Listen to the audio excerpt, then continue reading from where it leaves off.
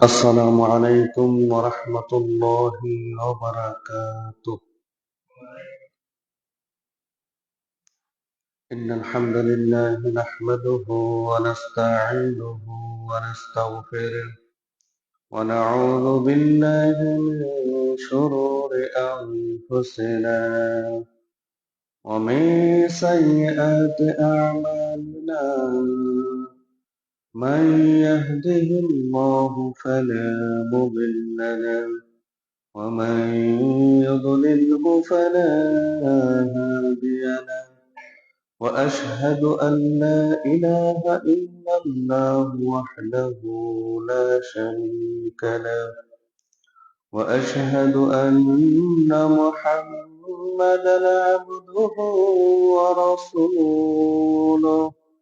أما بعد، فإن خير الحديث كتاب الله، وخير الهدي هدي محمد صلى الله عليه وسلم. وشر الأمور محدثاتها، وكل محدثة بدعة، وكل بدعة ضلالة، وكل ضلالة في النار. أعوذ بالله من الشيطان الرجيم. بسم الله الرحمن الرحيم. وما أمروا إلا ليعبدوا الله مخلصين له الدين حنفاء ويقيموا الصلاة ويؤتوا الزكاة وذلك دين القيمة إلى آخر. وقال النبي صلى الله عليه وسلم في حديثه: إنما الأعمال بالنيات وإنما لكل امرئ ما نوى. فمن كانت هجرته إلى دنيا يصيبها أو إلى امرأة ينكحها فهجرته إلى ما هاجر إليه. رواه البخاري.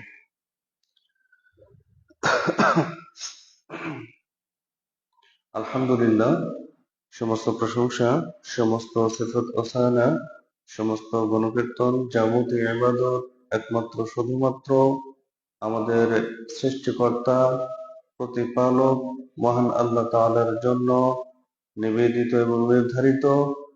যে মহান আল্লাহ তাআলা আমাদেরকে ইখলাসের সাথে তার আনুগত্য করা ফরজ করে দিয়েছেন, যে মহান আল্লাহ তাআলা আমাদেরকে সৃষ্টি করেছেন শুধুমাত্র তার ইবাদত করার জন্য, যে মহান আল্লাহ তাআলার কোনো শরীকানা মালিকানা নেই, যে মহান আল্লাহ তাআলা জীবন এবং মৃত্যুর মালিক, যে মহান আল্লাহ তাআলা আমাদেরকে পৃথিবীতে পরীক্ষা স্বরূপ প্রেরণ করেছেন, আমরা সেই মহান আল্লাহ তাআলার ইবাদত করে প্রশংসা করছি। সংক্ষিপ্ত ভাবে বলি তারই শেখানো ভাষায় আলহামদুলিল্লাহ।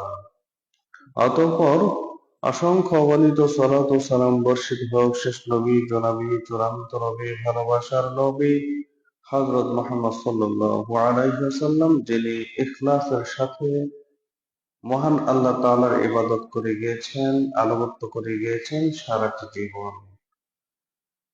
যে মহান নেতার তরিকায় চলতে পারলে আমাদের জন্য রয়েছে ইহলৌকিক কল্যাণ এবং পারলৌকিক মুক্তি, আমরা সেই মহান নবীর প্রতি অসংখ্য অগণিত সংক্ষিপ্ত ভাবে সালাত ও সালাম পেশ করছে। বলি আল্লাহুম্মা সাল্লি আলাইহি, আল্লাহুম্মা বারিক আলাইহি। পাশাপাশি আমরা মহান আল্লাহ তাআলার নিকটে প্রার্থনা করছি, যারা এখন অবধি এই জুমার দিনে পৃথিবীর সর্বোত্তম স্থান মসজিদে এখনো আসতে পারেন নাই, আল্লাহ তাআলা তাদেরকে যেন অনতি বিলম্বে মসজিদে আসার তৌফিক দান করুন, আমিন। সম্মানিত উপস্থিতি, আমি মূলত আপনাদের সম্মুখে আজকে ইবাদতে ইখলাসের গুরুত্ব এবং ফজিলত, ইখলাস একনিষ্ঠতা, আন্তরিকতা, মহান আল্লাহ তাআলার ইবাদত করতে হবে ইখলাসের সাথে, আন্তরিকতার সাথে, মুখলিস ভাবে। আমি সে সম্পর্কে সংক্ষিপ্ত বিবরণ দেওয়ার চেষ্টা করব ইনশাআল্লাহ। ওমা তাওফীক ইল্লা বিল্লাহ তাওয়াক্কালতু আলাইহি ওয়া ইলাইহি উনীব।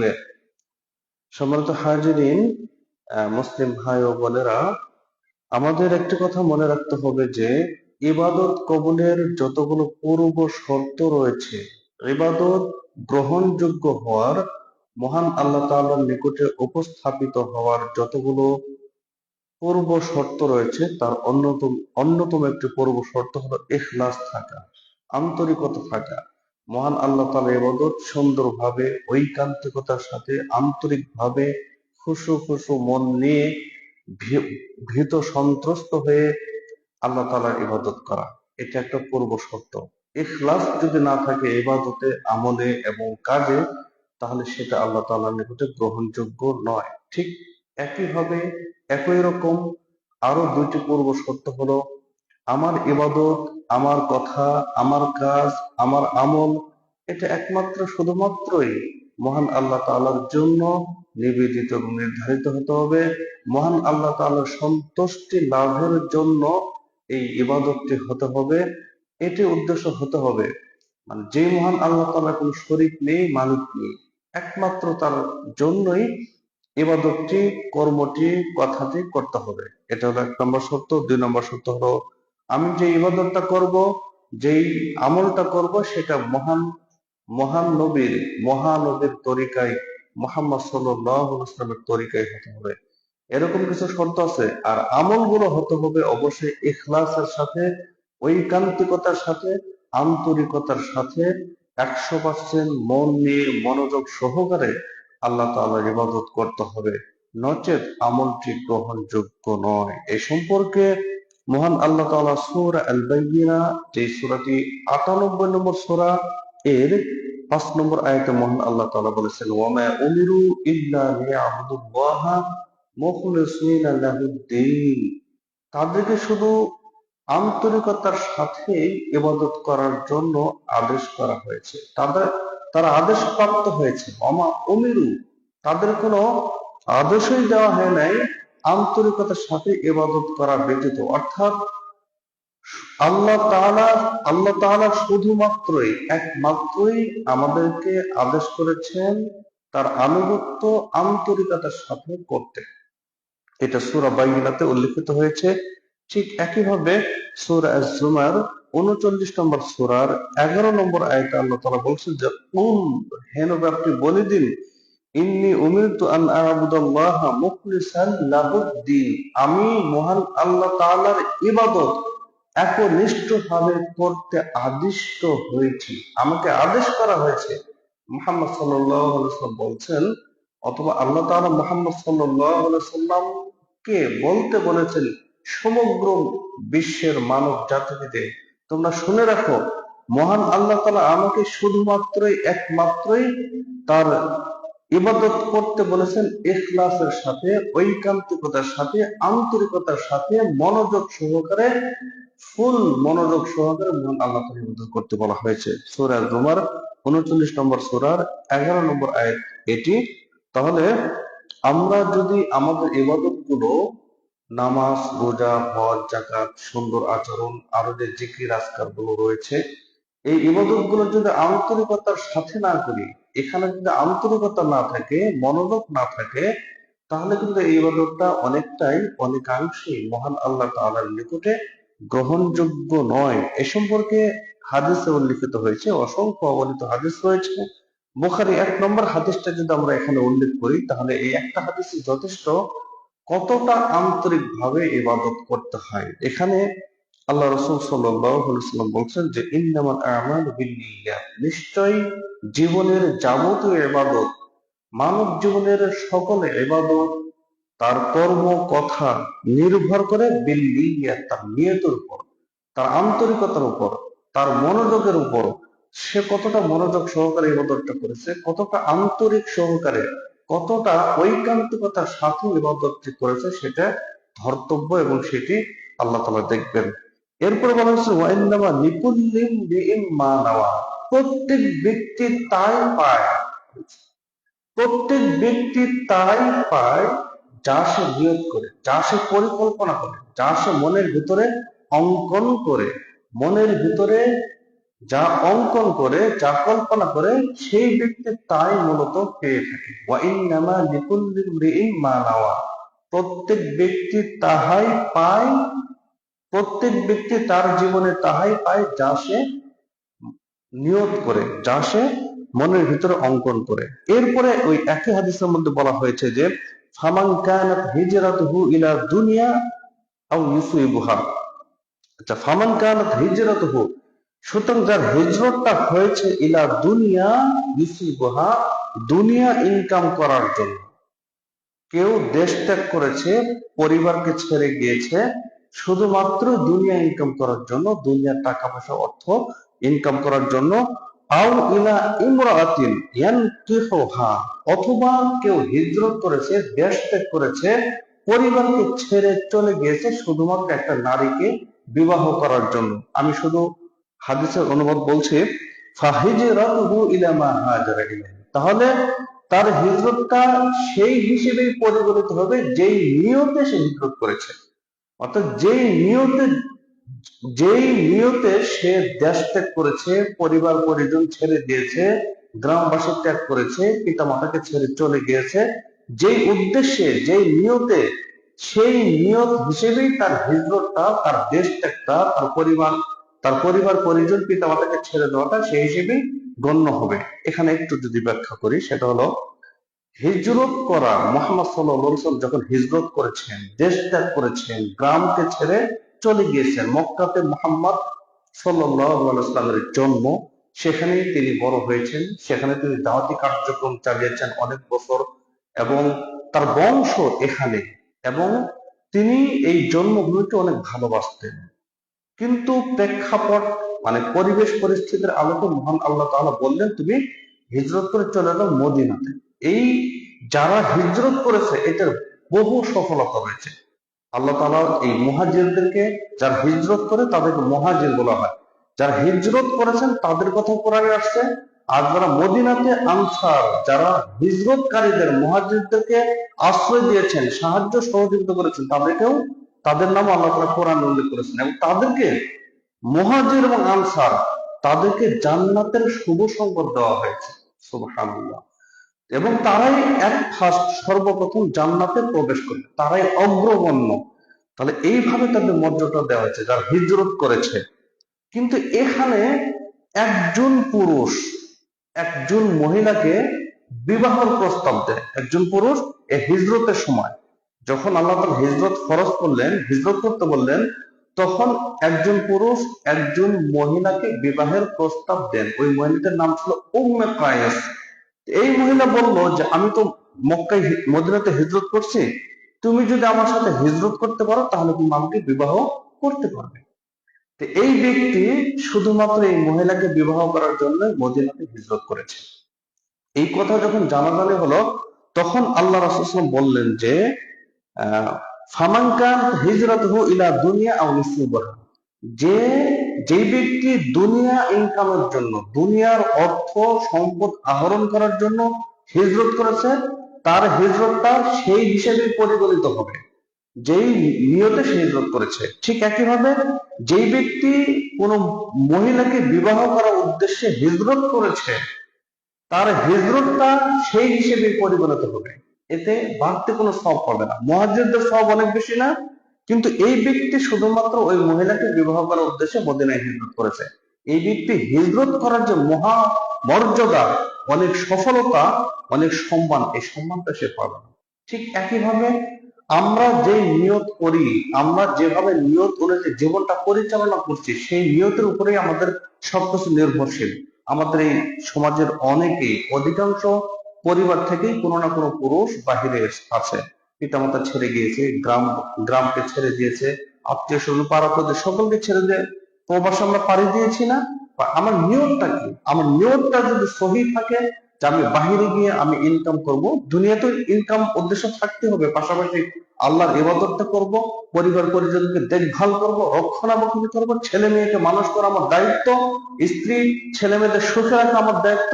এই উদ্দেশ্যে আমি হিজরত করেছি, দেশ ত্যাগ করেছি, প্রবাসে পাড়ি জমিয়েছি। তাহলে আল্লাহ তাআলা তার দুনিয়া ইনকাম যে করতে গেছে তাতেও সে সব পাবে, নেকি পাবে। কিন্তু শুধুমাত্র যদি আউল ফাউল ফুর্তি করার জন্য, মাস্তি মাস্তানগিরি করার জন্য, যে টাকা ইনকাম করব, খাবো দাবো করতে করবো, মদ গাঁজা যা আছে সবই খাবো, তাহলে কিন্তু সে সব মানে তার নিয়তটা, তার দেশ ত্যাগটা, তার পরিবার পরিজন ছেড়ে দেওয়াটা ওই হিসেবে গণ্য হবে যেই নিয়তে সে প্রবাসে গিয়েছে। তাই ঠিক একইভাবে আমরা আমাদের গ্রামে যেই নিয়তে যেই কাজটা করি, আমার আল্লাহ ওইভাবে পরিকল্পনা মাফিক আল্লাহ তাআলা আমার জীবনটাকে পরিচালনা করেন। এই জন্য হাদিস বলা হচ্ছে যে নুয়াল্লিহি মা তাওয়াল্লা, নুয়াল্লিহি মা তাওয়াল্লা। সে যেই পথে যেতে চায়, আল্লাহ তাআলা বলছে, সে যেইভাবে চলতে চায়, যেইভাবে যেতে চায়, তার পথটাকে, তার চলাটাকে আমি সহজ করে দিই। কিন্তু জেনে রাখতে হবে পরবর্তীতে ওয়ানুসলিহি জাহান্নাম, যদি তার নিয়তের মধ্যে গরমিল থাকে, নিয়তের মধ্যে যদি ইসলামের আনুগত্য না থাকে, নুসলিহি জাহান্নাম, তাকে আমি জাহান্নামে প্রবেশ করাবো, ওয়াসাআত মাসিরা। আর এটা খুবই নিকৃষ্ট জায়গা, জাহান্নামটা খুবই নিকৃষ্ট জায়গা। আয়াতটি বর্ণিত হয়েছে সূরা নিসা 4 নম্বর সূরার 115 নম্বর আয়াতে। তাহলে আমরা বুঝতে পারলাম যে দুনিয়ার যত আয়োজন বিয়োজন আনুষ্ঠানিকতা ইবাদত, এটা কিসের উপর নির্ভরশীল? আমার অন্তরের নিয়তের উপর নির্ভরশীল, অন্তরের নিয়তের উপর নির্ভরশীল। যেমন আমাদের সমাজের অনেক ছেলেরাই অবৈধ প্রেমে আসক্ত, এটা আছে কিনা? আমাদের ছেলেমেয়েরা অবৈধ প্রেম লীলায় তারা লিপ্ত। এমনকি আমাদের কিছু পুরুষেরা স্বামী স্ত্রী পরকীয়ায় লিপ্ত আছে।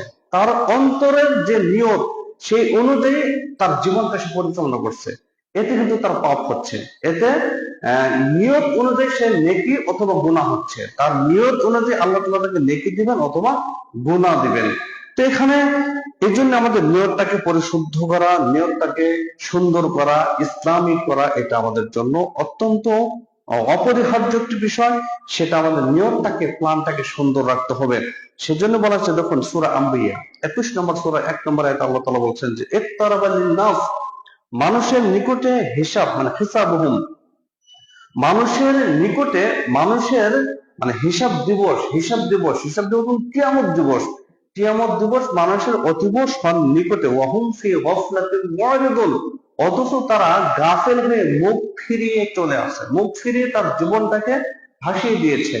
সে অনেক দূরে ভাবে কিয়ামত দিবসটা, অনেক দূর ভাবে, যার কারণে সে অলসতা করে গাফিলতি নিজের মধ্যে নিয়ে আসে।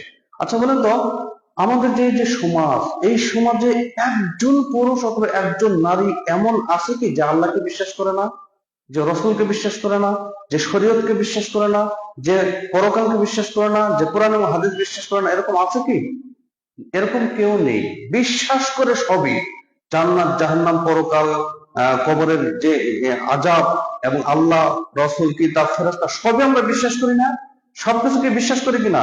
একটু কথা বলুন, বিশ্বাস করি কিনা? সকলেই বিশ্বাস করি। কিন্তু এতটা সত্ত্বেও আমরা জাহান্নামে কেন যাব? জাহান্নামে এটা এই জন্য যাবে যে এখানে বলা হচ্ছে যে ওয়াহুম ফি গাফলাতিন মুরিদুন, আমার বিশ্বাস আছে ঠিকই, কিন্তু বিশ্বাস অনুযায়ী আমি কাজ করছি না, আমি আমার জীবনে বাস্তবায়ন করছি না। আমার বিশ্বাস আছে ইসলামের প্রতি, শরীয়তের প্রতি, আল্লাহর প্রতি বিশ্বাস আছে, কিন্তু আমি অলসতা বশত নামাজ ত্যাগ করি, অলসতা বশত গাফিলতির কারণে আমি এখনো জুমাতে মসজিদে আসতে পারি নাই। এটা হলো অলসতা। অলসতার কারণে আমি ফজরের সালাতে উঠতে পারিনি, গাফিলতির কারণে উঠতে পারিনি। আমি টিকটক, রিলস, ইউটিউব ভিডিও দেখছি, আজান দিচ্ছে, তো কি হয়েছে, একটু দেখে নেই, কেবল তো আজান তোলা আরো তো 15 মিনিট সময় আছে, ফজরের সালাত আধা ঘন্টা পর একটু সময় আছে, ঘুমিয়ে নেই। এই যে অলসতা, এই যে গাফিলতি, এর জন্যই তাকে আল্লাহ তাআলা জাহান্নাম দিবেন। বুঝতে পারছেন? এই অলসতার কারণে, গাফিলতির কারণে আল্লাহ তাআলা তাকে জাহান্নামে যেতে হবে। তাকে বিশ্বাস থাকলে তাকে যেতে হবে জাহান্নামে। এই জন্য অলসতা কাটিয়ে আমাদের জীবনটাকে রাঙাতে হবে, সাজাতে হবে, ইসলামিক নিয়ম কানুন দিয়ে, ইসলামিক বিধিবিধান দিয়ে আমাদের সমাজটাকে রঙিন করতে হবে, সমাজটাকে সাজাতে হবে। তাহলে আমরা পরকালে সফলতা পাবো। তা নাহলে কিন্তু আমরা অনেক অনেক বিপদের সম্মুখীন হব কাল কিয়ামতের মাঠে।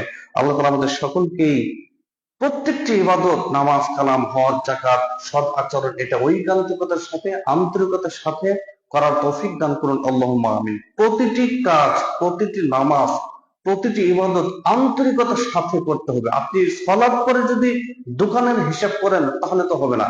সালাতের মাধ্যমে যদি গরুকে কি খাওয়াবেন, কিভাবে ঘাস খাবেন সেটা যদি হিসাব করেন তাহলে কিন্তু হবে না। সালাতে দাঁড়িয়েছেন কিন্তু এদিক সেদিক তাকিয়ে আছেন তাহলে কিন্তু হবে না। সালাতে দাঁড়িয়েছেন কিন্তু জানালা দিয়ে কে যাচ্ছে না যাচ্ছে আপনি দেখতেছেন, হিসাব করতেছেন, তাহলে এই সালাত আন্তরিকতার সাথে হলো? আন্তরিকতার সাথে হলো না।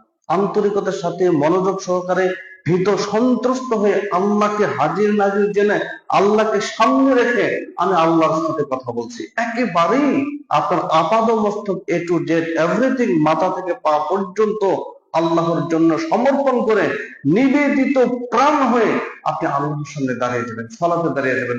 ওই দিকে বাহিরে কি হয় হোক, বাহিরে যা হয় হোক গা, কিন্তু সালাতের মনোযোগ থেকে আমাকে সরানো যাবে না। সালাতে আমাকে মনোযোগ সহকারে করতে হবে, এটা হলো ইবাদত। এরকম প্রত্যেকটি কাজ যখন আপনি ইবাদত করবেন, ইবাদতটাও ঠিক একই মনোযোগ সহকারে করবেন। যখন সিয়াম রাখবেন, সিয়ামটাও একই ভাবে মনোযোগ সহকারে করবেন। জিকির আজকার যখন করবেন একইভাবে মনোযোগ সহকারে করবেন। পরিবারকে যখন সময় দিবেন, পরিবারকে ওইভাবে মনোযোগ সহকারে আন্তরিকতার সাথে সম্মানের সাথে স্ত্রীকে সম্মান দিয়ে, ভালোবাসা দিয়ে, স্নেহ দিয়ে তাকে আদর করবেন, যত্ন নেবেন, ভালোবাসা দিবেন।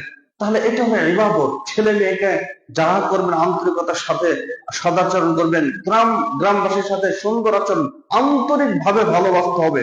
অন্তরে অন্তরে বিষ লুকিয়ে রেখে উপরে উপরে ভালোবাসা প্রদর্শন করে, এটা হলো মুনাফিকের লক্ষণ। সকলকেই মৌখিক ভাবে, আন্তরিক ভাবে, সদা চিত্ত হয়ে আমাদেরকে সকলকে ভালোবাসতে হবে। এরকম প্রত্যেকটি ইবাদত, 1 টাকাও যদি দান করেন সেটা আন্তরিকতার সাথে দান করেন। আল্লাহকে বলতে হবে, আল্লাহ আমি তো 1 টাকারই মালিক, আমি তো 1 টাকাই তোমার পথে দান করছি, তুমি এটা আমার জন্য কবুল করে নাও। এটাকে অবহেলা এবং এটাকে ছোট্ট মনে করার কোনো সুযোগ নেই। এটাই আল্লাহ তাআলা নিতে অনেক বড় নেকি। কিন্তু আমাদেরকে আন্তরিকতার সাথে ইবাদতটা করতে হবে। যাহা করবেন সব আন্তরিকতার সাথে। কৃষি কাজ করতে যাবেন আন্তরিক সহকারে করবেন, মনোযোগ সহকারে করবেন। ঘাস কাটতে যাবেন আন্তরিক সহকারে করবেন। বাজারে যাবেন সেটাও মনোযোগ সহকারে সুন্দর ভাবে। আপনি রাস্তার এক সাইডে যাবেন, বড়জন দেখাবেন, সালাম দিবেন, ছোটদেরকে শিক্ষা দেওয়ার জন্য সালাম দিতে হবে। বাজারে যাওয়ার যে দোয়া আছে সেটা আন্তরিক ভাবে মনোযোগ সহকারে বাজারের দোয়াটা পড়তে হবে। আমরা বারবার বলেছি যে বাজারের দোয়াটা অন্তত আপনি মুখস্থ করেন এবং বলেন, কিন্তু আমার মনে হয় কেউ এখন পর্যন্ত বাজারের দোয়া মুখস্থ করে নাই। এবং আমরা প্রতিনিয়ত প্রতিদিন বাজারে আগমন গমন করি, কিন্তু বাজারের দোয়াটা আমরা পাঠ করি না। পাঠ করি কি? পাঠ করতে হবে ভাই। তাহলে তো আপনি ইবাদতে মনোযোগ থাকলো না, ইখলাস থাকলো না। বাজারে যাওয়ার দোয়াটার ফজিলত এত বেশি যে এটা শুনলে অবাক। আপনাকে মনে রাখতে হবে, আমল করতে হবে। বাজারে যাওয়ার সিম্পল একটা দোয়া, সিম্পল 1 লাইনের একটা দোয়া, 1 লাইনও না, 1 লাইনের কম একটা দোয়া। এই দোয়াটি যদি পাঠ করে, তাহলে হাদিসে বলা হয়েছে যে আলফ আলফ হাসানা, মানে 10 লক্ষ নেকি তার আমলনামায় লেখা হবে। সুবহানাল্লাহ, বুঝতে পারছেন?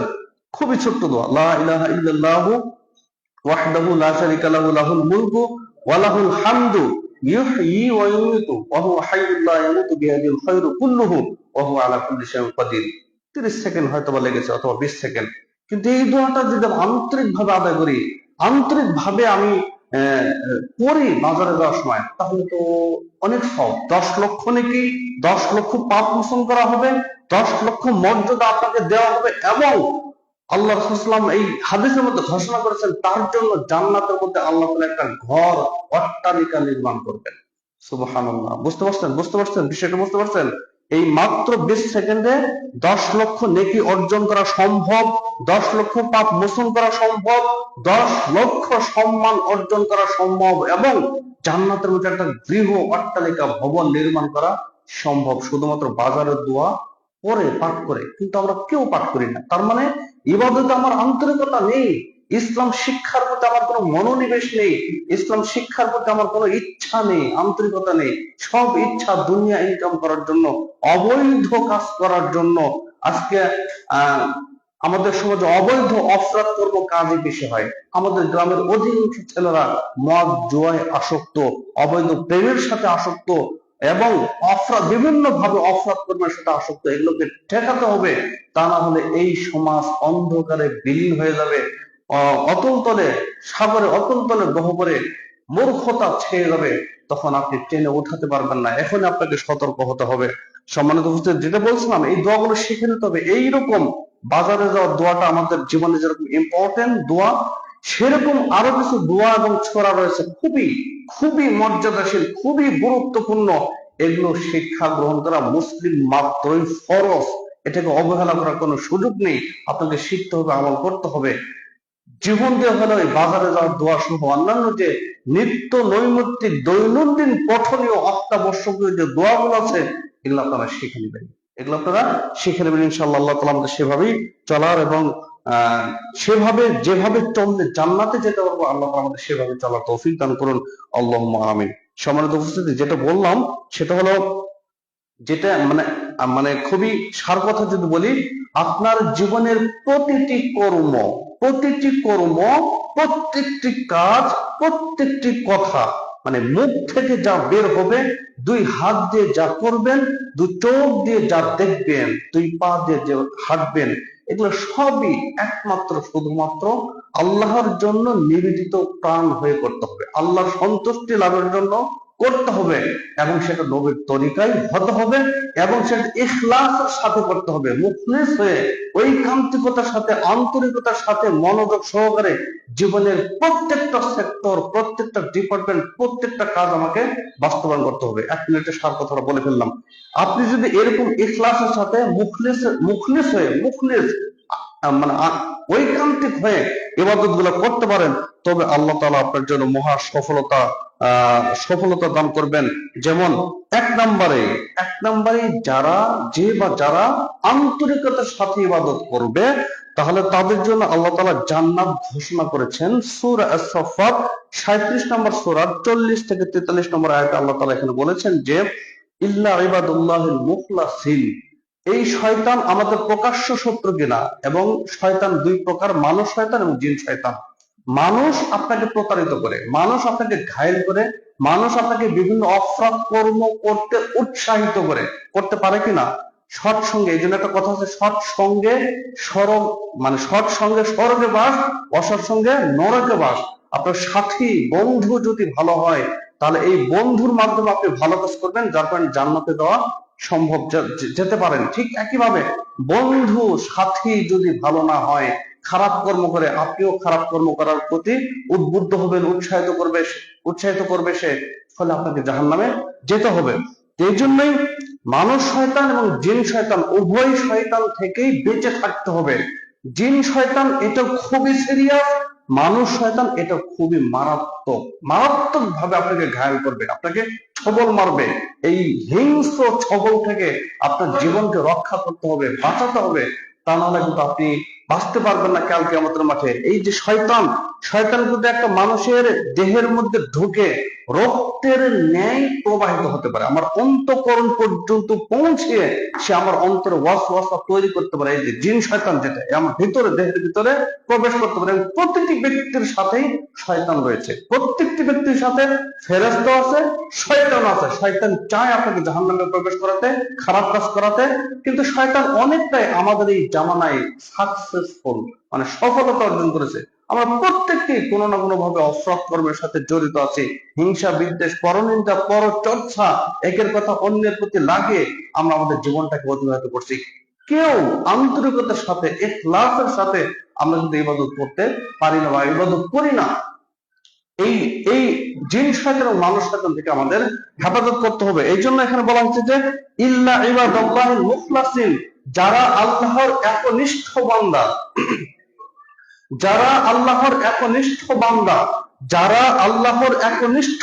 মুখলিস বান্দা, তাদেরকে মানুষ শয়তান এবং জিন শয়তান ঘায়েল করতে পারবে না, প্রতারণা দিতে পারবে না, প্রতারিত করতে পারবে না, ধোঁকায় ফেলতে পারবে না। তাহলে জিন শয়তান এবং মানুষ শয়তান থেকে আমাদের জীবনকে হেফাজত করতে হবে। এদেরকে বলা হয়েছে যে, উলাইকা লাহুম রিজকুম মা'লুম, তাদের জন্যই রয়েছে জান্নাতের মধ্যে রিজকুম মা'লুম, নির্ধারিত রিজিক। আল্লাহ তাআলা যে নিয়ামতের ভান্ডার তৈরি করে দিয়েছেন, সে জান্নাতে তাদের অবস্থান ঘোষণা করেছেন। এবং 42 নম্বর আয়াতে আল্লাহ বলছেন যে, ফাওয়াকিহু ওয়া হুম মুকরামুন, তাদের জন্য রয়েছে বিভিন্ন রকমের নয়ন অভিরাম আকর্ষণীয় দৃষ্টনন্দীয় ফল মূল উদ্ভিদ রয়েছে, অহম মুখ রমন, এবং তারা জান্নাতের মধ্যে সম্মানিত থাকবে, সম্মানিত অবস্থান নিয়ে থাকবে সেই জান্নাতের নাঈম, নিয়ামতপূর্ণ জান্নাতের মধ্যে। জান্নাত কি জানেন? জান্নাত কি জানেন? জান্নাত তো তাই, জান্নাত তো তাই যা মানব জাতির দু চোখ যা দেখেনি, কখনো দেখেনি, দুই কান যা কখনো শুনিনি, এই অন্তঃকরণ যা কখনো কল্পনাও করেনি, এটা হলো জান্নাত। আপনি রেস্টে আছেন, শুয়ে আছেন, ফল ফলাদি দেখতে পারবেন, আপনি আপনার মন চাইতেছে এই ফলটা খেতে, ওই ফলটা আনুগত্য প্রকাশ করে আপনার মুখের কাছে চলে আসবে। আপনি চারণ ভূমি রয়েছে, বিভিন্ন প্রকার গবাদি পশু সেখানে প্রতিপালিত হচ্ছে, আপনার মন চাচ্ছে এই বকনা গরুটা যদি আমি খেতে পারতাম ভুনাগ্রস্ত, সেটা ভুনা হয়ে, সেটা তাৎক্ষণিক ভাবে ভুনা হয়ে আপনার নিকটে চলে আসবে। এটা হলো জান্নাত। এগুলো জান্নাতের নিয়ামতের কথা বর্ণনা শেষ করা যাবে না। তাহলে যারা মুখলিস বান্দা, যারা ইখলাসের সাথে চলে, তাদেরকে আল্লাহ তাআলা জান্নাতের ঘোষণা করেছেন। সেজন্য আমাদেরকে ইখলাস হতে হবে, মুখলিস হতে হবে, ইখলাসের সাথে আন্তরিকতার সাথে সকল কাজ করতে হবে। আল্লাহ তাআলা আমাদের সেই তৌফিক দান করুক, আমিন। এবং ইখলাস, কাজে আন্তরিকতা রাখা, ইখলাসের সাথে কাজ করে, এটা আমল কবুল হওয়ার পূর্ব শর্ত। আগে বলেছে আমল যে কবুল হবে, ইবাদত যে কবুল হবে, এটার পূর্ব শর্তই হলো আন্তরিকতার সাথে নামাজ পড়া। যেটা বলছে যে কোনো ইবাদত করা, যে কোনো ইবাদত করা আন্তরিকতার সাথে। নামাজ পড়েছেন কিন্তু দোকানের হিসাব করতেছেন, নামাজ পড়েছেন কিন্তু কিভাবে কৃষি কাজ ফলাবেন সেটা চিন্তা ভাবনা করতেছেন, নামাজ পড়তেছেন কিন্তু বাজারে কি কি কিনবে সেটা লিস্ট আপনি আঁকতেছেন, নামাজ পড়তেছেন কিন্তু এদিক সেদিক তাকিয়ে আছেন, কিন্তু নামাজ পড়ার নিয়ম কারণটা আপনি জানেন না। কিভাবে সিজদা দিতে হবে, রুকু দিতে হবে, কিভাবে দাঁড়াতে হবে, কিভাবে সূরা দোয়া তাসবিহ তাহলিল এগুলো পাঠ করতে হবে, কিভাবে শেষ বৈঠকে বসতে হবে, শেষ বৈঠকে কি কি দোয়া এবং জিকির আজকার আছে এগুলো কিভাবে পাঠ করতে হবে, এগুলো জানেন আপনি, তাহলে কিন্তু আন্তরিকতা আসবে না। এই আন্তরিকতার সাথে শতভাগ মনোযোগ সহকারে আল্লাহ শুনলে দাঁড়িয়ে আপনাকে সালাত আদায় করুন, তবেই সালাতটি কবুলযোগ্য। তাহলে এই ইখলাসের সাথে, ইখলাস ছাড়া যে আমল কবুল হবে না, সেটা নাসাই 3140 নম্বর হাদিসে এখানে উল্লেখিত হয়েছে যে ইন্নাল্লাহা লা ইয়াকবুলু, নিশ্চয় আল্লাহ তাআলা কবুল করবেন না, মিনা আমালিন, এমন আমল, ইল্লা মা কানা লাহু খালিসান, যেই আমলের মধ্যে ইখলাস নেই, আন্তরিকতা নেই, মনোযোগ নেই, সেটা আল্লাহ তাআলা কবুল করবেন না। ওয়াবতাগি বিহি ওয়াজহু, এবং যেই আমলের মাধ্যমে আল্লাহ তাআলা সন্তুষ্টির উদ্দেশ্য নেই, যেই আমলের মাধ্যমে আল্লাহ তাআলা সন্তুষ্টি আপনি চান না, তাহলে সেটা কিন্তু আল্লাহ তাআলা আপনাকে গ্রহণ করবেন না। এবং 3 নাম্বার, এটা হলো 2 নাম্বার আমল কবুল হওয়ার পূর্ব শর্ত। 3 নাম্বার হলো শাফাআত লাভে ধন্য হবে। শাফাআত, ইখলাস থাকলে তাহলে আপনাকে আল্লাহ তাআলা, আল্লাহ রাসূল সাল্লাল্লাহু আলাইহি ওয়াসাল্লাম শাফাত করবেন। আবু হুরায়রা রাদিয়াল্লাহু তাআলা আনহু তিনি প্রশ্ন করছেন যে হে আল্লাহর রাসূল, আপনার শাফাত পেয়ে, কাল কিয়ামতের মাঠে আপনার শাফাত পেয়ে কোন ব্যক্তি ধন্য হবে? এটা আবু হুরায়রা প্রশ্ন করছে। আল্লাহ রাসূল বলছেন, হে আবু হুরায়রা, তোমার পূর্বে এরকম প্রশ্ন আমাকে কেউ করে নাই। তুমি কেন প্রশ্ন করেছো? কারণ তোমার হাদিসের প্রতি, ইসলাম জানার অনেক আন্তরিকতা রয়েছে, আগ্রহ রয়েছে, ইচ্ছা রয়েছে। এই ইচ্ছা আগ্রহই, ইসলামকে জানার বোঝার আগ্রহই তোমাকে এই প্রশ্নটা করেছে। সুতরাং জেনে রাখো যে আসআদান নাসি বিশাফাআতি ইয়াউমাল কিয়ামাতি, কিয়ামতের মাঠে আমার সুপারিশ পেয়ে ধন্য হবে সেই ব্যক্তি, যেই ব্যক্তি মান ক্বালা লা ইলাহা ইল্লাল্লাহ খালিসান মিন কলবিহি আও নাফসিহি, একেবারেই আন্তরিক ভাবে ঐকান্তিকতার সাথে মনোযোগ সহকারে বলেছে লা ইলাহা ইল্লাল্লাহ। এই বাক্যটা যে পাঠ করেছে সেই ব্যক্তি জান্নাতে প্রবেশ করবে, যে আন্তরিকভাবে পাঠ করেছে। সুবহানাল্লাহ, বুঝতে পারছেন? তা লা ইলাহা ইল্লাল্লাহ পাঠ করার অর্থ কি আপনি নামাজ ছেড়ে দিবেন? এটা তাহলে লা ইলাহা ইল্লাল্লাহ থাকলো না। লা ইলাহা ইল্লাল্লাহর অর্থ কি আপনি ভালো আমল করা বাদ দিবেন, খারাপ কাজ করবেন, অশ্লীল করবেন, গান বাজনা, মদ জয় আসরে লিপ্ত থাকবেন? এগুলো না। তাহলে লা ইলাহা ইল্লাল্লাহ টিকবে না। লা ইলাহা ইল্লাল্লাহ আন্তরিকতার সাথে পাঠ করা অর্থই আপনি মৌলিক ইবাদত, এটা আবশ্যিক ভাবে আপনার জীবনে বাস্তবায়ন করবেন, সম্ভব হলে নফল মুস্তাহাব এগুলো আমল করবেন, এবং আবশ্যিক ভাবে সকল প্রকার ছোট বড় গুনাহ থেকে বেঁচে থাকবেন। এটা হলো লা ইলাহা ইল্লাল্লাহর অর্থ। আন্তরিকভাবে লা ইলাহা ইল্লাল্লাহ পাঠ করার অর্থ। এই জন্য আমাকে লা ইলাহা ইল্লাল্লাহ সকলেই পাঠ করেছে, কিন্তু এইটা কাল কিয়ামতের মধ্যে টিকবে না। আপনি আন্তরিকভাবে এটা পাঠ করেন না, আন্তরিকভাবে পাঠ করলে আপনি গুনাহ করতে পারেন না, আপনি গান বাজনা করতে পারেন না, আপনি নর্তকী এনে নাচাতে পারেন না, আপনি মদের আসর করতে পারেন না, আপনি সাউন্ড বক্স ভাড়া করে নিয়ে সারা রাত নাচানাচি করবেন, এটা সম্ভব না যদি আপনি লা ইলাহা ইল্লাল্লাহ আন্তরিকভাবে পাঠ করে থাকেন। এটা কোনো মুসলিমের পক্ষে কল্পনাই করা যায় না, সম্ভবই না। কিভাবে একজন মুসলিম সারা রাত নাচানাচি করবে, কিভাবে অন্যকে ডিস্টার্ব করবে? ভাবলাম তোমার আনন্দ করতে হয়েছে, তুমি গান বাজনা শুনবা, তুমি কানে ইয়ারফোন দিয়ে শোনো, এটা তওবা করলে আল্লাহ মাফ করবে। কিন্তু তুমি যে পুরা গ্রামবাসীকে ডিস্টার্ব করেছো, কষ্ট দিয়েছো, এটা তুমি কিভাবে ক্ষমা নিবা? সকলের কাছে ক্ষমা চাইতে হবে, পা ধরে করজোড়ে বিনীত অনুরোধ করে ক্ষমা চাইতে হবে, তবে আল্লাহ তাআলা তোমাকে ক্ষমা করবে। এত সম্ভব না। এটা অন্যের অধিকার খর্ব করেছো, অন্যের অধিকার নষ্ট করেছো, সারা রাত গান বাজনা শুনে মদের আসর বানিয়ে এটা তুমি অন্যের অধিকার, অন্যকে ডিস্টার্ব করেছো, এটা আল্লাহ তাআলা ক্ষমা করবেন না। এটা আল্লাহ তাআলা ক্ষমা করবেন, তওবা করলে ক্ষমা করবে না। এটা সবার কাছ থেকে ক্ষমা চাইতে হবে। এই জন্য কিছু কিছু পাপ আছে, এগুলো থেকে বিরত থাকতেই হবে। অন্যের অধিকার কখনো খর্ব করবেন না, অন্যের অধিকার কখনো হরণ করবেন না, অন্যের অধিকার কখনো মেরে খাবেন না। এটা বড় ঝামেলা আছে, কিয়ামতের মাঠে আপনি কোনোদিনই মুক্তি পাবেন না, কোনোদিন মুক্তি পাবেন না, সম্ভবই না। এই জন্য অন্যের অধিকার হরণ করা থেকে বেঁচে থাকতে হবে, অন্যের অধিকার যেন খর্ব না হয় সেদিকে সতর্ক দৃষ্টি রাখতে হবে, তা নাহলে কিন্তু কালকে আমাদের মাঠে আমরা ধরা পড়ে যাব। তাহলে বুঝতে পারলাম যে লা ইলাহা ইল্লাল্লাহ যে আন্তরিক ভাবে পাঠ করেছে, সে কখনো, তার জন্য কখনো কোনো ভাবে গুনাহ করা সম্ভব নয়, এবং সে ফরজ ইবাদত গুলো আবশ্যিক ভাবে ইবাদত করবে। ফরজ ইবাদত কি কি আমরা গত জুমাতে আলোচনা করেছি, এবং সম্ভব হলে তাহলে নফল সুন্নাত মুস্তাহাব এগুলো সে আমল করবে। আল্লাহ তাআলা আমাদের সেভাবে চলার তৌফিক দান করুক, আমিন। আচ্ছা, আরেকটা মুখলিস পিতামাতা যদি বীজ ভালো হয়, আলুর বীজ ভালো হলে আলু ভালো হয় না, হয় কিনা? ঠিক একই ভাবে ভাই, পিতামাতা ভালো হলে ছেলে মেয়ে ভালো হবে। এটা খুব সিম্পল কথা, যারা বোঝার তারা বুঝে গেছেন। পিতামাতা ভালো তো সন্তান ভালো। হঠাৎ দু একটা বিচ্ছিন্ন ঘটনা হতে পারে যে পিতামাতা ভালো কিন্তু ছেলে মেয়ে খারাপ হচ্ছে, সেটা আলাদা কথা, এটা দুর্ঘটনা, অ্যাক্সিডেন্ট। কিন্তু আসলে পিতামাতা ভালো হলে তাহলে ছেলে মেয়ে ভালো হবে, এটা হলো আসল কথা। আমরা সকলে সতর্ক দৃষ্টি রাখবো ইনশাআল্লাহ। তারা বলছিলাম যে লা ইলাহা ইল্লাল্লাহ এটা মানে ইখলাসের সাথে ইবাদত করে, এটা হলো অগণিত নেকি অর্জন করার সুবর্ণ সুযোগ। সেটা হলো কিভাবে? আমরা গত জুমাতে আলোচনা করেছিলাম যে একজন ব্যক্তি, খুবই সংক্ষিপ্ত বলছি, ইবারত বলছি শুধু, এই হাদিসটা আপনি পাবেন তিরমিজি 2639 নম্বর হাদিস। এখানে বলা হচ্ছে যে এক ব্যক্তির পাপ 99 ভলিউমে খোলা হবে, 99টি ভলিউম, 99টা খাতায় লেখা হয়েছে। এই খাতার দূরত্ব হলো দৃষ্টির সীমা পর্যন্ত, চোখের দৃষ্টি যতদূর যায় এতদূর পর্যন্ত পাপ লেখা হয়েছে 99টা খাতা। আর একটা চিরকুট তাকে দেওয়া হবে, যে চিরকুটটায় লেখা আছে লা ইলাহা ইল্লাল্লাহ। কিয়ামতের মাঠে মাপ দেওয়া হবে তার 99টা ভলিউম খাতা। এই ওজন দেওয়ার পরে লা ইলাহা ইল্লাল্লাহ এই চিরকুটটি লেখা নেকি দিয়ে পরিপূর্ণ ভারী মনে হবে, ফলে সে জান্নাতে যাবে। সুবহানাল্লাহ। তাহলে এটা হলো আন্তরিকতা, মানে আন্তরিক ভাবে লা ইলাহা ইল্লাল্লাহ বলার ফজিলত এবং আন্তরিক ভাবে কাজ করার ফজিলত। এবং আরেকটা বিষয়, সেটা হলো এই হাদিসটা আপনি পাবেন খুবই খুবই খুবই ইম্পর্টেন্ট, মিশকাতুল মাসাবিহ 205 নম্বর হাদিস। আমি শুধু অর্থ বলছি, সেটা হলো 3 ব্যক্তি দিয়ে জাহান্নাম উদ্বোধন করা হবে। বুঝতে পারছেন?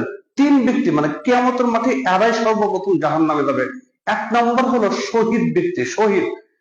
তাকে বলা হবে যে তোমাকে আমি এই নিয়ামত দিয়েছি, পরিবার পরিজন, টাকা পয়সা, ঘর বাড়ি সব দিয়েছি। সে অস্বীকার করবে না, আমি পেয়েছি। এবং সে বলছে তাহলে তুমি আমার জন্য কি করেছো? তখন এই ব্যক্তি বলবে যে আমি তোমার রাস্তায় জিহাদ করে শহীদ হয়েছি, আমাকে শহীদ করা হয়েছে।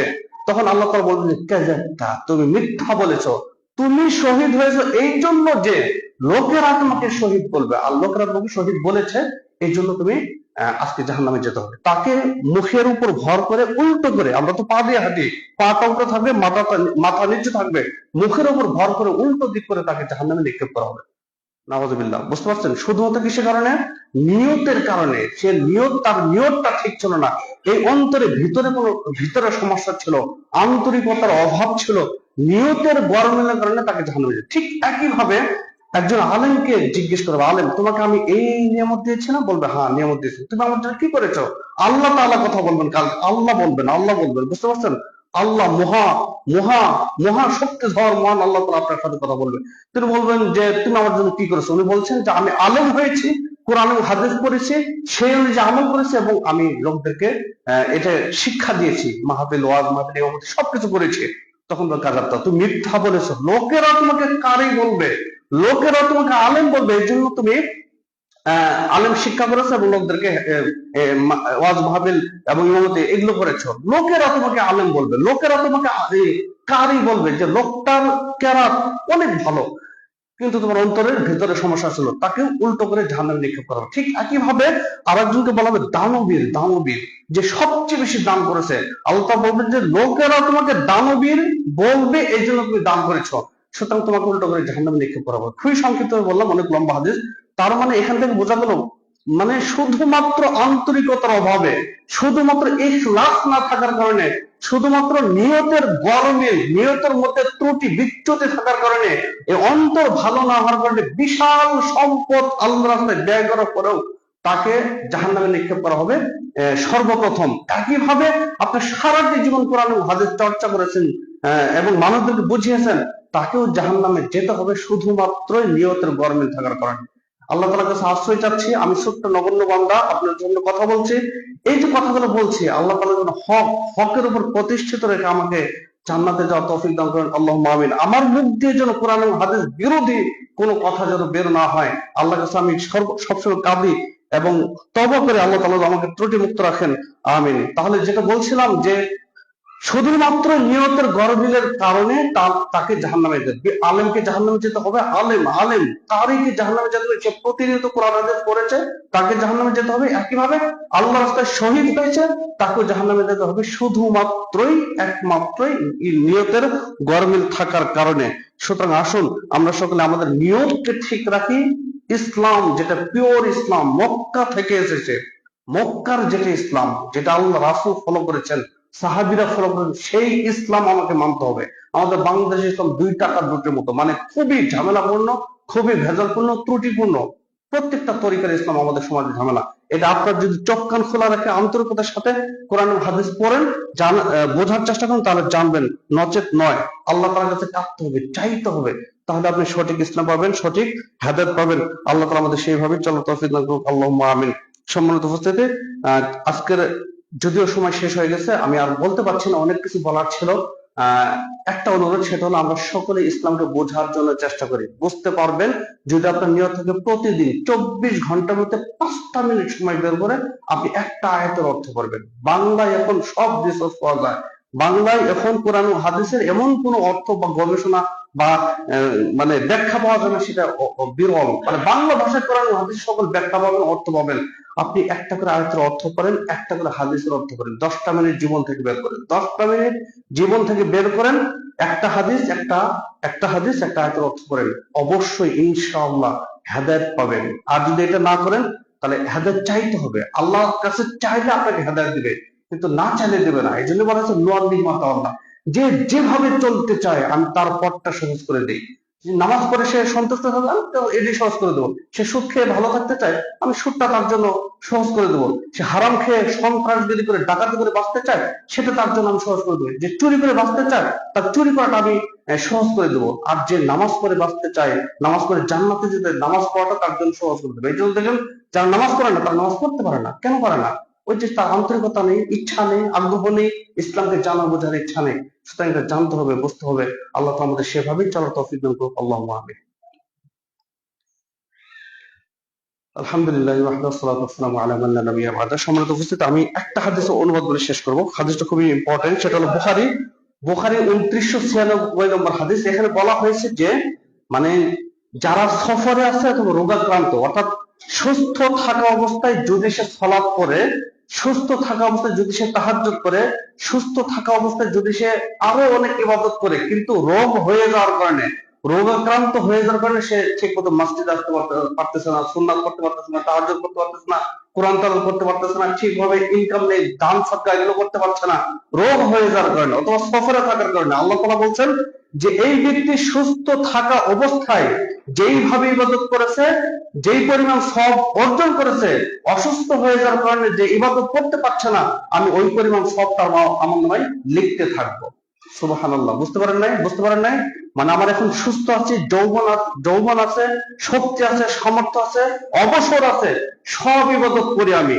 কিন্তু এমন একটা সময় আসছে যখন আমার বয়স হয়ে গেছে, আমি হাঁটতে পারি না, চলতে পারি না, অথবা হাসপাতালে বেডে শুয়ে আছে, অথবা সফরে আছি, আমি ইবাদত করতে পারছি না। কিন্তু এই সুস্থ থাকা অবস্থায়, স্থানীয় স্থানে থাকা অবস্থায় যেভাবে ইবাদত করেছি, যেই পরিমাণ ইবাদত করেছি, আমল করেছি, সেই পরিমাণ ইবাদত আমলের সব আল্লাহ তাআলা সফর অবস্থায় লিখবেন। আবার যদি ঘুমিয়ে থাকে, অসুস্থ হয়ে থাকে, তাও লিখে দিবেন। সুতরাং আসুন আমরা সকলেই যেন ইখলাসের সাথে আন্তরিক ভাবে সকলে ইবাদত করতে পারি। আল্লাহ তাআলা আমাদের সেইভাবেই চালাক এবং মানার তৌফিক দান করুন। আল্লাহুম্মা আমিন। আমরা যেন ফরজ মৌলিক ইবাদত নামাজটাকে আমাদের জীবনে বাস্তবায়ন করতে পারি। আল্লাহ তাআলা আমাদের সেই ভাবে চলার তৌফিক দান করুন। মাইকটা বন্ধ করে দেন, মাইক। এবারে আমরা আলোচনা শেষ করছি। আল্লাহ তাআলা আমাদের কোরআন ও হাদিস মানার এবং বোঝার তৌফিক দান করুন। আমিন। সুবহানাকা আল্লাহুম্মা ওয়া বিহামদিকা।